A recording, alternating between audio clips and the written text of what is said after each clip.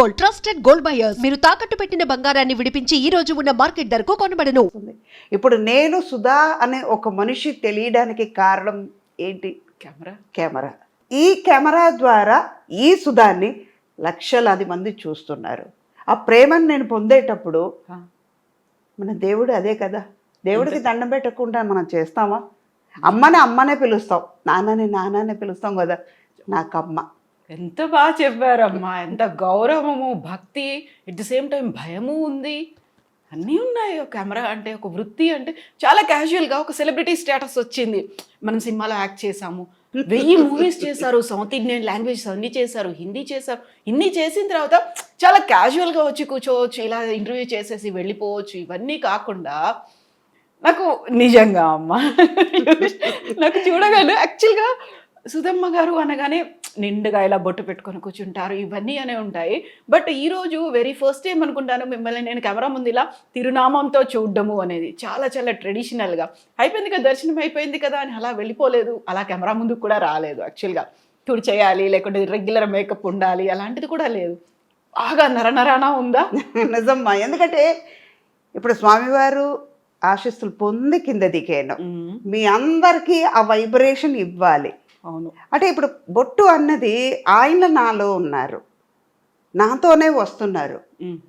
అలా అన్నప్పుడు నన్ను నడిపించేది ఆయనే కదా, ఆ తల్లి స్వామివారే. అలా అన్నప్పుడు వాళ్ళ కోసం పెట్టుకున్న బొట్టుని ఎందుకు తుడవాలి? మన ట్రెడిషన్ని మనం చిన్నప్పటి నుంచి అమ్మ నాన్న బొట్టు పెట్టుకున్నారు, ఏదో తెలియకుండా మనం తుడుస్తాం. కానీ తెలిసి తప్పు చేయకూడదు. ఒక వయసు వచ్చిన తర్వాత మనది అన్నది ఉంటే వాళ్ళు నేర్పించింది మనం చెయ్యాలి. నిజంగా.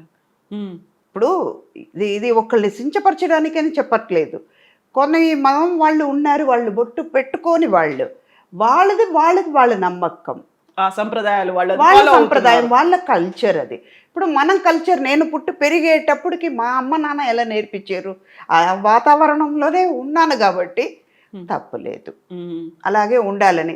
ఇంకోటి, ఇందాక మీరు చెప్పినట్టు నేను తిరుపతి నుంచి వచ్చాను, కొండ మీద నుంచి వచ్చేటప్పుడు ఆయన పవర్ని నేను తీసుకొస్తున్నాను, నాతో పాటు ఆయన వస్తున్నారు. అలా అన్నప్పుడు అది ఎందుకు తుడవాలి? నేనుగా ఉండాలని కోరుకుంటాను.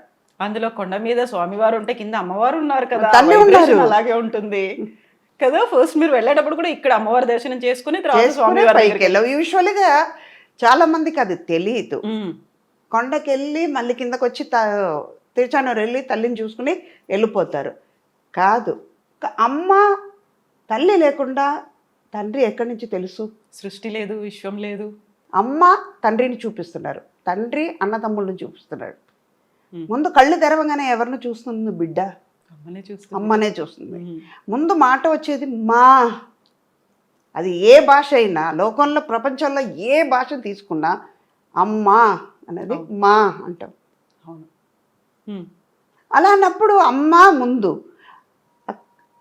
ఇలా నమ్మే వాళ్ళకి ముందు తల్లిని చూసిన తర్వాత తండ్రిని వెళ్ళి దర్శనం చేసుకోవాలి. ఇంకోటి, మా అమ్మ నాన్న, మా పెద్ద నాన్న, మా అమ్మమ్మ నాన్నమ్మ వాళ్ళు చెప్పిన మాట ఏంటంటే, తల్లిని చూస్తే స్వామి వారి రాత్రి తల్లిని చూడ్డానికి వస్తారు కదా, ఎంతమంది భక్తులు వస్తున్నారు, అందరినీ అనుగ్రహించిన తర్వాత ఆయన ఒక్క క్షణమైనా అమ్మవారిని చూడడానికి కింద కొండ దిగుతాడు. అప్పుడు ఈవిడ చెప్తారంట, స్వామి పిల్లలు వస్తున్నారు, ఇంతమంది పిల్లలు నా దగ్గరికి వచ్చారు, నా కోసమైనా నువ్వు చెయ్యాలి కదా, ఈ పిల్లలు నిన్ను చూడ్డానికి కూడా పంపిస్తున్నాను లెక్క చెప్తారంట ఆవిడ. ఎంతమంది నా దగ్గరికి వచ్చారు, పిల్లలు అందరూ వస్తున్నారు, జాగ్రత్తగా వాళ్ళకి దర్శనం ఇచ్చి వాళ్ళని కాపాడాలి స్వామి అని అమ్మ లెక్క చెప్తారు. మామూలుగా మన ఇంట్లో ఏదైనా ఒక ప్రాబ్లం వస్తే ఎవరికి వెళ్ళి చెప్పుకుంటాం? ఫస్ట్ అమ్మ. ఒక నాన్న కొట్టినా, అన్న కొట్టినా, తమ్ముడు కొట్టినా, అక్క కొట్టినా అమ్మా అంటాం. అదే కదా ఇక్కడ, ఆవిడ లోకానికి తల్లి కదా, ఆవిడ వెళ్ళి చెప్తుంది. యాక్చువల్గా నాన్న దగ్గర నుంచి మనకు అనుకున్నటువంటి రిక్వెస్ట్లో, డిమాండ్లో ఏదైనా కానీ నెరవేర్చడానికి కూడా అమ్మ వెళ్ళి చెప్తే తప్ప కాదు అనేది ఉంటుంది కదా. కావాలన్నా కూడా అమ్మ నాన్నకి చెప్పు అని అమ్మ దగ్గరికి వెళ్తాం. మిమ్మల్ని అమ్మ అమ్మ అమ్మ అని పిలవడం మామూలుగా కాదు. ఆల్మోస్ట్ ఇప్పుడు 1000 సినిమాల్లో మెజారిటీ అంటే 900+ అమ్మ క్యారెక్టర్లే కదా. ఉంటాయి. ఎలా అనిపిస్తుంది అమ్మ గురించి మనం ఇంత మాట్లాడుకున్నప్పుడు? మిమ్మల్ని ప్రతి ఒక్కరు అమ్మ అని పిలవడమే కాదు, అమ్మ అని చూస్తున్నప్పుడు అది కూడా వెరీ లోనే మీరు అమ్మ అయిపోయారు. వదిన, అక్క, వీళ్ళు హీరోయిన్లు వీళ్ళందరికంటే క్యారెక్టర్ ఆర్టిస్టుల కంటే కూడా అమ్మ. ఎలా అనిపిస్తుంది ఆ ఫీల్? చాలా గర్వంగా ఉంటుంది. లోకంలో ఇంతమంది పిల్లలా నాకు అన్నట్టు అనిపిస్తుంది. ఏ ఒక్క సంతోషం, నా పిల్లలు నన్ను అమ్మ అని పిలిచేది ఇంట్లో మాత్రమే. ఏదైనా అవసరం వస్తే అమ్మ ఇది మా అమ్మ అంటారు. ఆప్యాయత, ప్రేమతో మనకి కావాల్సిన మనిషి అని హృదయపూర్వంగా పిలుస్తున్నారు కదా. బయట వాళ్ళు అమ్మ అన్నప్పటికీ ఎంత ఆనందంగా ఉంటుందో. ఇవాళ మార్నింగ్ నాకంటే పెద్ద ఆయన, నేను క్యూలో నించుంటున్నాను అన్నమాట. ఆ బ్రేక్ దర్శనం క్యూలో నించుంటే, ధ్వజస్తంభం దగ్గర నించుంటే నాకంటే పెద్ద ఆయన, ఆయనకి 80 పైనే ఉంటుంది. ఆయన అంటున్నారు, అమ్మ నమస్కారం అమ్మా, బాగున్నారా, మంచిగా దర్శనం చేసుకోండి అంటే. అమ్మ అన్న మాట ఆయన నన్ను పిలవాల్సిన అవసరం లేదు, కానీ ఆయన అమ్మ అన్నప్పటికీ అమ్మ అని పిలిపించుకోవడానికి నేనెంత భాగ్యం చేసి ఉండాలి. నిజంగా కదా. మన పిల్లలకి మన అమ్మ అన్నప్పుడు బయట వాళ్ళు పిలిస్తే ఎందుకు అమ్మ అవ్వలేము? ఎవరిని అంతమందిని అమ్మని పిలవలేము. ఎవరు పడితే వాళ్ళని అమ్మని పిలవలేము. అక్క అనొచ్చు, ఆంటీ అని ఇప్పుడు ఈజీగా వస్తుంది. అవును, అమ్మని ఎవరిని పిలవలేము. అది ఎవరికో కొంతమందికి వస్తుంది. అలాగే కన్నాంబ గారు, సావిత్రి గారు, తర్వాత జమున గారు, వీళ్ళందరూ, సుజాత గారు, అన్నపూర్ణమ్మ గారు, వీళ్ళందరూ అమ్మ అయిన తర్వాత నేను ఆ కేటగిరీలో ఉన్నానంటే గర్వమే. అది కూడా ఒక లాంగ్ రన్, మామూలుగా లేదు ఇలా అనేసి చెప్పొచ్చు. కాలర్ ఎగలేం కాబట్టి చాలా ఆనందంగా. ప్రతిసారి ఆ క్యారెక్టరు సుధమ్మ, అమ్మగారి క్యారెక్టరు మీ దగ్గరకు వచ్చినప్పుడు వచ్చేటువంటి రియాక్షన్స్ ఎలా ఉంటాయి? ఇందులో కూడా అమ్మేనా?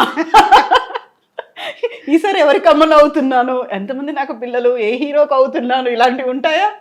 చాలా ఉంటాయి. ఇప్పుడు పిల్లలందరూ ఒక రామ్ చరణ్ అవ్వరండి, జూనియర్ ఎన్టీఆర్ అయినా, మనోజ్ అయినా, వీళ్ళందరూ, తరుణ్, వీళ్ళందరూ నేను చూసి పెరిగిన పిల్లలు కదా. నా కళ్ళ ముందు చిన్న చిన్న పిల్లలు అలాగే ఆడుకునే పిల్లలు వాళ్ళ హీరో అయ్యారు, వాళ్ళకి తల్లి అయ్యేటప్పటికి వాళ్ళతో నేను జోక్ చెప్పేదాన్ని, మీరు పెరిగిర్రా నేను పెరగలేదురా, ఇలాగే నా ఏజ్ అక్కడే ఆగిపోయింది. వాళ్ళే పెరిగారు. ఎందుకంటే నేను అప్పుడే తల్లి అయ్యాను, తల్లి అలాగే ఉన్నాను, కానీ వాళ్ళే పెరిగి అలాగే పెద్దవాళ్ళు అయ్యారు. అమ్మ అలాగే ఉంది. తర్వాత మెల్లిగా అమ్మమ్మ అయినప్పటికీ కూడా రియల్ లైఫ్లోను అమ్మమ్మ అయినప్పటికి కూడా అమ్మగా మాత్రం, అమ్మమ్మ అయినా అమ్మమ్మకి అమ్మమ్మ అయినా కూడా ఇలాగే ఉంటా. నా వయసు 22 ఎల్లదు అలాగే.